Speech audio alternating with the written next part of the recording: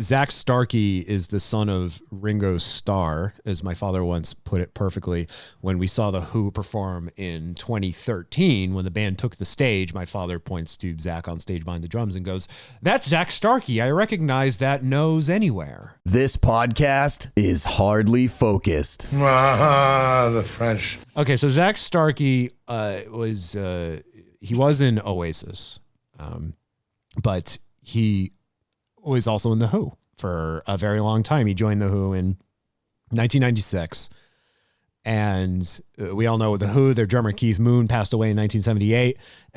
Zak was actually taught how to play the drums as a child by Keith Moon before Keith passed. And Zak, I guess Keith was his godfather. Zak refers to him as his late godfather. So for Zak to take over, it only made sense as an adult to fill his shoes. It's what I am hoping Shane Hawkins does with the Foo Fighters in the next few years.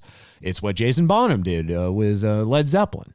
We get almost 30 years with Zak playing with The Who, and now The Who have announced their quote-unquote last North American tour ever, which part of me says I'll believe it when I see it, but also they're in their 80s now, so it actually like kind of carries some weight compared to, say, 1982 when they said it was their last tour ever when they were in their 40s. Like, okay, like you guys are going to be doing this until you die, much like the Monkees are and were doing. Right. So like the show is not actually ending, but ahead of their last tour, quote unquote last tour ever, the announcement of that. So on April 15th of this year, Zak Starkey announces he has been fired from The Who. This was after they performed at Royal Albert Hall in the UK, which is a very famous venue. During, I believe it was the last song of that set, Roger Daltrey had them started over because, according to him, Zak was playing the drums too hard and too loud. And it was, I guess, a sentimental song. It's called The Song Is Over, aptly named because it was the one to close out that set. And I don't believe it's like a deep cut from a very early Who album, and they never performed it live. And then for it to then, stop not even a minute into it so they can start it over. So that's the first thing. And the other thing is, Zak was playing and has been playing electronic drums. Like they're designed to look acoustic, but they're actually like roll-in electronic drums. And Daltrey's like, "You're playing too loud."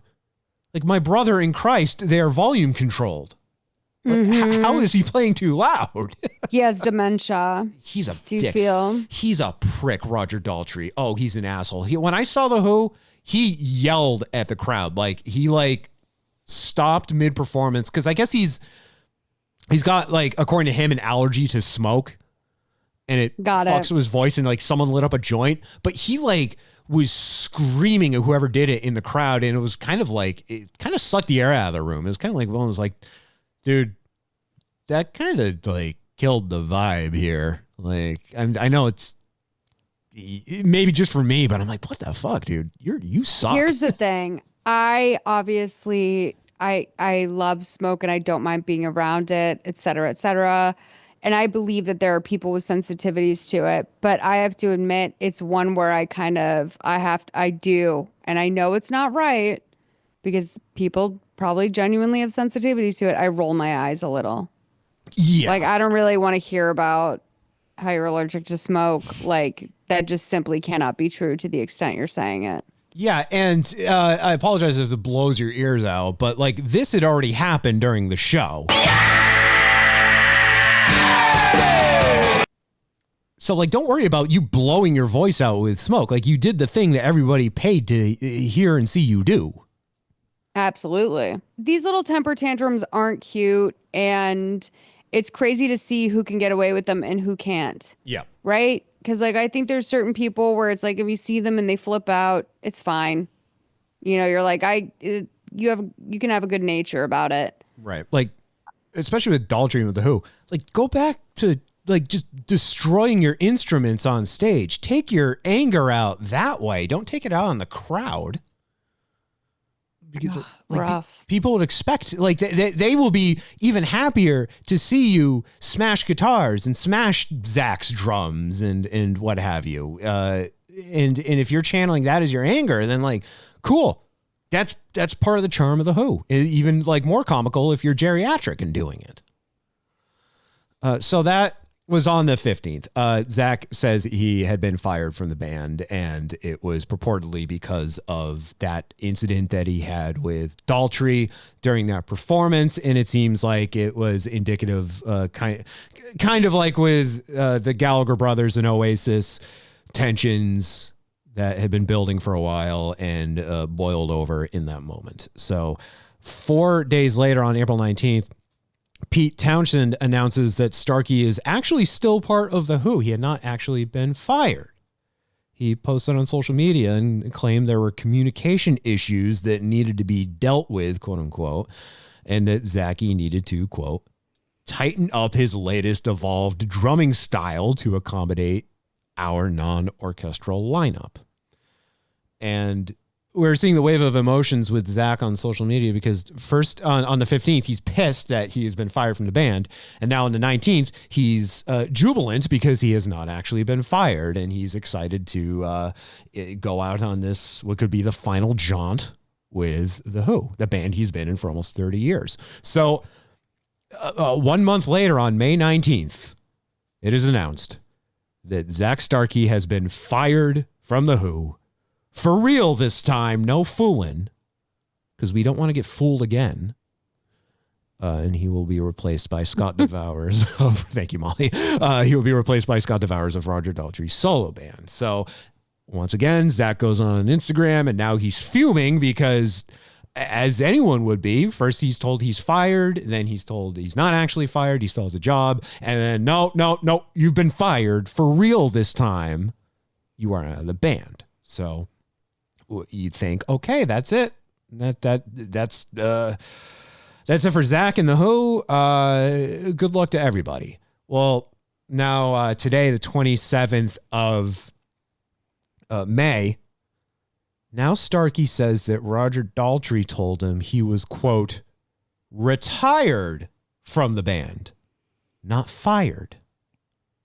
So it's like what I was talking about with my dad earlier when his employer told him after 20-something years, like, look, we are retiring you. Like, it sounds like something you hear in sports. Exactly. Yeah. Exactly. Like, yeah. I've never heard of a musician being retired from a band, though. I mean, that makes it sound like you're too old, and they're going to go with someone younger. Scott Devowers is younger than Zak, but like Zak, it sounds like a kind thing that they do for someone who like maybe isn't going to acknowledge themselves that they need to retire, but they need to retire. Yeah.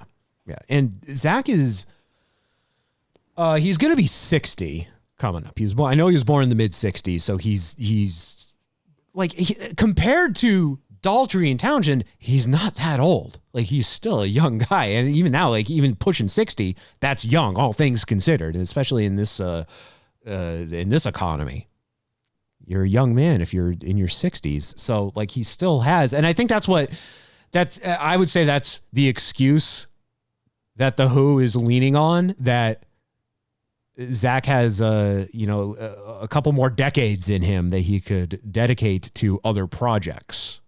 And he does have a project called Mantra of the Cosmos, which I believe is a super group. And I want to say Andy Bell, who is performing with Oasis, is part of that project. He is. All right, I was right. It's Zak, Andy Bell, and then Sean Ryder and Bez from the Happy Mondays, which that's got to be a sight to see. But he's got that going on. So like, okay, good for him. But it's just such like the guy, you see him on his social media, he's not like, having an aneurysm over it, but you can tell like the guy's kind of been getting like strung along here. And the most recent thing he's posted, like he's saying, quote, I had a great phone chat with Roger at the end of last week, which truly confused the both of us. Roger said I hadn't been fired. I had been retired to work on my own projects.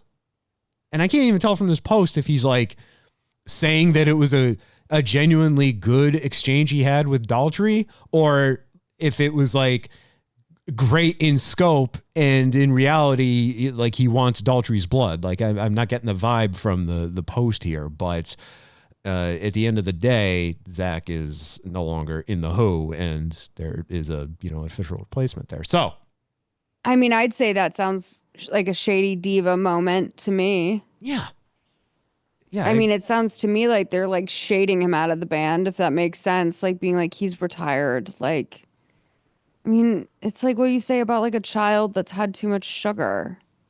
We're retiring him from candy. Yeah. Like, okay, well, we're done for the night here.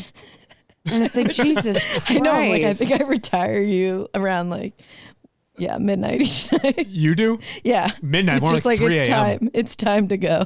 That's with Zak Starkey. That's the story we guys. He's been retired from the Who. So it just so happens that the other high profile band that he was in for a time is reunited.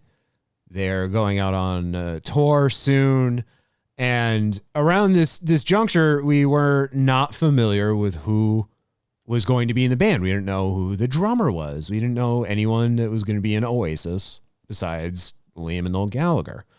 So Zach was in Oasis for a 4-year period. He joined in 2004, and he was there until 2008. He was billed as a semi-permanent member, which I've never heard before. Basically, it meant that he was part of the band, but he wouldn't appear in press photos, and he would perform with the band as his schedule allowed. So like if, he was on tour with The Who or some other project, then like they would get another drummer. But he performed on their final 2 albums, Don't Believe the Truth and Dig Out Your Soul.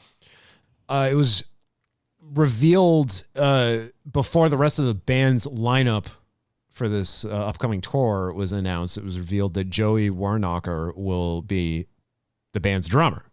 So Warnocker played with REM. He's performed with Beck, and most recently he played with Liam Gallagher and John Squire. So Zach was on the BBC, and he was interviewed about his lack of role in the Oasis reunion, and he had a simple question, and that is, why am I not in it? And he had this to say. Particularly timely, of course, with Oasis getting back together. What did you make of it when you heard that they'd finally agreed? They put their differences aside. Well, because they didn't call you, did they? Not really. Not to open a wound here. I texted them.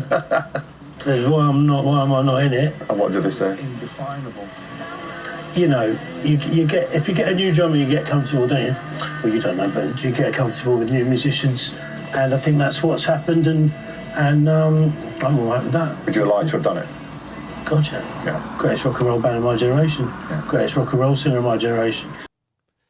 He's not wrong, but that's only because I watched that video with captions, so I knew what he was saying. When you listen back to it, boy, that guy is British. Sure is. The only thing that would have made that more apropos is if he just ended every sentence with, you know what I mean? Yeah, absolutely. The old Liam.